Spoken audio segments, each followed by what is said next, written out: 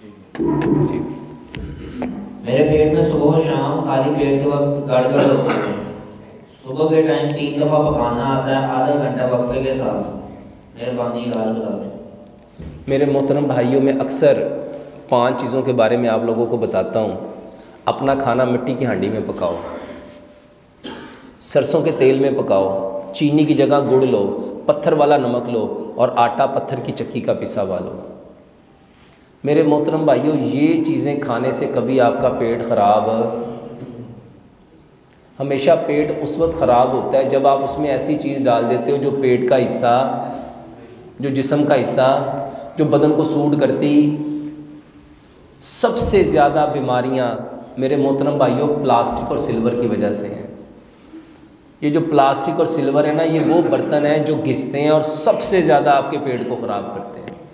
सबसे ज़्यादा ये चीज़ें आपको बीमार करती हैं।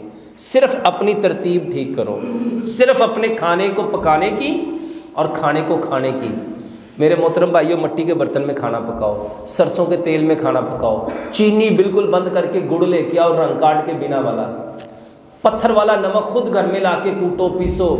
अल्लाह की कसम, सिर्फ इन 5 बातों पे।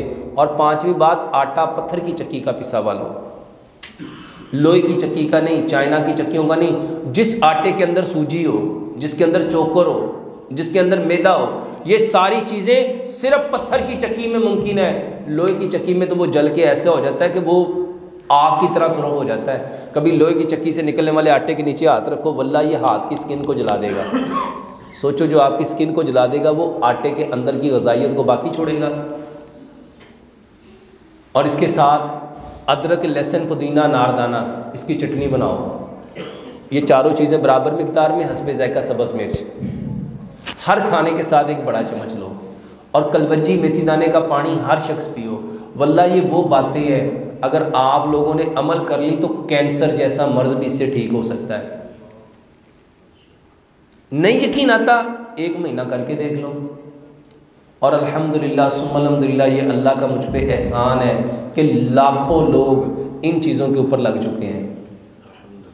लाखों लोग, सिर्फ पाकिस्तान में नहीं, मैं बाहर की कंट्रीज़ में जाता हूँ, लोग बताते हैं अल्हम्दुलिल्लाह डॉक्टर साहब, जब से आपकी तकरीर सुनी हमने अपने घर का नक्शा ही बदल दिया। ग्लासको में यकीन जानो लोगों ने अपने घरों में मिट्टी के बर्तन ले आए। यूके में लोग अपने घरों में मिट्टी के बर्तन ला रहे हैं। एक बहन का डेनमार्क से फ़ोन आता है, वो कहती है डॉक्टर साहब मैं स्पेशल, मैंने जब से आपका ये सुना है मैंने अपने पूरे घर की तरतीब को बदल दिया है। और अल्हम्दुलिल्लाह जब से अपनी तरतीब को बदला है, ज़िंदगी इतनी पुरसुकून हो गई है, इतनी पुरसुकून हो गई है।